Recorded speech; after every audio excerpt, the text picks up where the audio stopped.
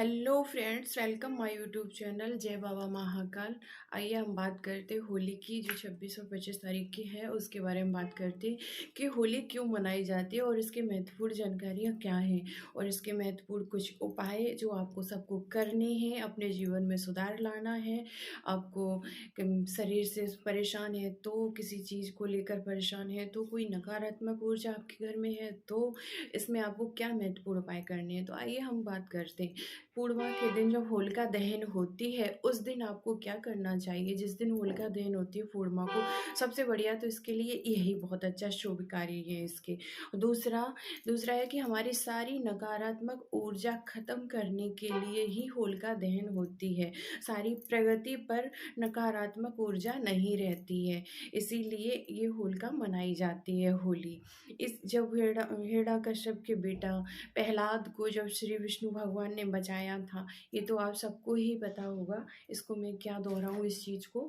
आइए आप इसी के माध्यम से हम आगे बढ़ते हैं। तो आपको करना क्या है कि इसमें जौ गेहूँ, जो जौ की बालियाँ होती है उनको ले जाकर उसमें चढ़ाया जाता है। दूसरा उपले होते हैं, गोबर के कंडे होते हैं उपले, उनको लगाया जाता है। एक लकड़ी होती है उसके ऊपर इन सबको लगाया जाता है। उसके बाद उसका पूजन करके और उसे जलाया जाता है। तो आप जब भी वहाँ जाएँ तो 3 परिक्रमा होली के ज़रूर करें और थोड़ा सा जल चढ़ाएँ वहाँ पर और जौ की बालियाँ हैं उन्हें जलाएँ। आइए हम इसके महत्वपूर्ण उपाय और आपको उपाय बताती हूँ कि आपको करना क्या है। अब आइए हम बात करते हैं, जो आप शरीर से ज़्यादा व्यक्ति जैसे किया कराया हो, किसी को ऐसा लगता है कि किसी ने हमारे ऊपर कुछ कर दिया है, तो उसको क्या करना है, काली सरसों जो आती है, राई, उसको अपने ऊपर 3 बार उतार कर होलिका में इस तरीके से छोड़ देना चाहिए 3 बार उतार कर। तो आप पे जो भी कराया होगा, नकारात्मक ऊर्जा जो भी होगी वो सब खत्म हो जाएगी।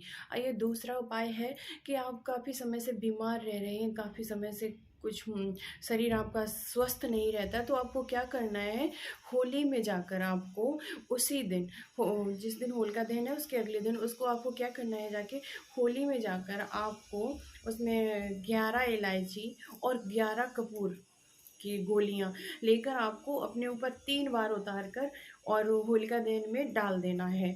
माता होलिका से खड़े होकर प्रार्थना करनी है कि आप सब स्वस्थ रहें और अच्छे रहें, ये इस तरीके से। और आपको करना कि काले तिल अपने ऊपर 3 बार, 5 बार, 7 बार इस तरीके से उतार कर, उसार कर, जो भी कहते हो आप लोग, उसको करके उसमें डाल देना है। तो आपकी कोई गंभीर बीमारी से आप जो जूझ रहे होंगे, उस बीमारी से हमेशा हमेशा के लिए आपको लाभ होगा। और और महत्वपूर्ण उपाय है कि जैसे कि आप होलिका जी की राख अपने घर ज़रूर लेकर आएँ। खूब सारी राख लेकर आएँ, या ये नहीं कि थोड़ी सी लेकर आ जाएँ, बहुत सारी राख लेकर आ जाएँ। मतलब इतनी तो होनी चाहिए, इतनी राख ले आइए और किसी डिब्बे में भरकर उसे छान कर, कपड़े से या छन्नी से छान कर अच्छे से साफ करके उसमें थोड़ा कपूर मिला लीजिए और थोड़ा-सा उसमें देसी घी डाल दीजिए, थोड़ा-सा, थोड़ा मीठा डाल दीजिए कुछ, और उसे एक डिब्बे में भर भर दीजिए, छोटी सी डिब्बी में भर लीजिए। उसका आप रोज़ाना तिलक करें और जो भी इंसान के आप तिलक करें, या वो खुद स्वयं करें या आप खुद करें किसी का तिलक, तो 21 सेकंड तक यूँ इस तरीके से माथा उसके लगा के रखना चाहिए, अपना थंब को लगा के रखना चाहिए। और याद रहे, जब हम खुद को तिलक करते हैं तो इस उँगली से करते हैं और जब दूसरे को करते हैं तो इस उँगली का प्रयोग करते हैं। तो इसीलिए इस उँगली का प्रयोग करके किसी को तिलक करें तो काफ़ी देर तक यूँ लगाकर उसे रखना चाहिए, 21 सेकंड तक। तो उससे क्या होता है कि उसकी जो नेगेटिव ऊर्जा होगी उससे बाहर जाएगी और पॉजिटिव ऊर्जा उसके अंदर वास करेगी, इसीलिए। और जब होली की जो राख लेकर आएँगे ना आप, उसे अपने चारों कोनों में छिड़किए, घर के चारों कोनों में छिड़किए, सबके माथे पर तिलक कीजिए और उसके बाद सारी नेगेटिव ऊर्जा आपके घर से बाहर चली जाएगी। और एक पीले कपड़े में थोड़ी-सी पोटली बनाएँ, तो आपके अपने दरवाजे पर वो होली की राख पोटली बनाकर पीले कपड़े या लाल कपड़े में दरवाजे के बाहर उसको लटका दीजिए। देखना आपके घर में कभी कोई नकारात्मक ऊर्जा वास ही नहीं कर सकती है। होली पर ये होली इसीलिए मनाई जाती है कि बुराई पे अच्छाई की जीत, इसीलिए ये मनाया जाता है ये पर्व। होली का बहुत ही महत्वपूर्ण है, ये शास्त्रों में इसका वर्णन किया गया है, वही चीज़ मैं आपको बोल रही हूँ।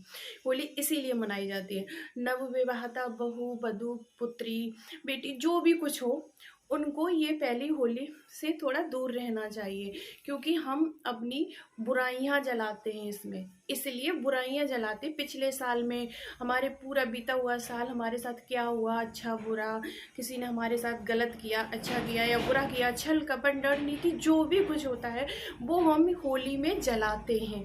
इसलिए जो नवविवाहित जोड़ा है ना, उनको दूर रहना चाहिए इस समय, होलिका दहन के समय उनको थोड़ी देर के लिए छुप जाना चाहिए, बंद हो जाना चाहिए। तो सभी जानते हैं इस चीज़ को, पर ये करना जरूर चाहिए।